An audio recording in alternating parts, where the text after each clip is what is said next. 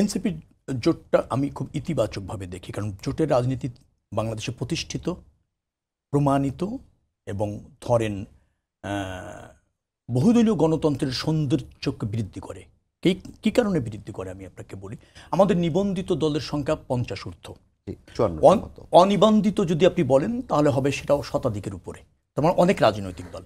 কিন্তু নির্বাচনের সময় আপনি এসে দেখবেন পৃথিবীর প্রতিষ্ঠিত গণতন্ত্র যেখানে আছে সেখানেও 2-3 ধারার বেশি আর বেশি ধারা কিন্তু এস্টাবলিশ করা যায় না প্রতিযোগিতায়, হয় দ্বিধারা অথবা ধরুন ত্রিধারা। এর বেশি আপনি প্রতিযোগিতাপূর্ণ গণতন্ত্র, প্রত্যক্ষ ভোটে নির্বাচন সেখানে আপনি পাবেন না।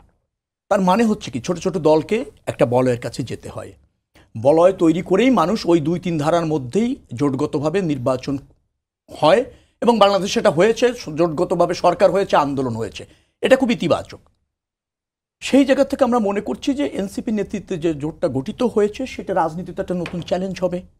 মানুষ একটা বিকল্প শক্তি পাচ্ছে পছন্দ করার জন্য, নতুবা দ্বিধারা ত্রিধারার মধ্যে সীমাবদ্ধ থাকতে হতো, তার থেকে বেরিয়ে আসার সুযোগ পাবে।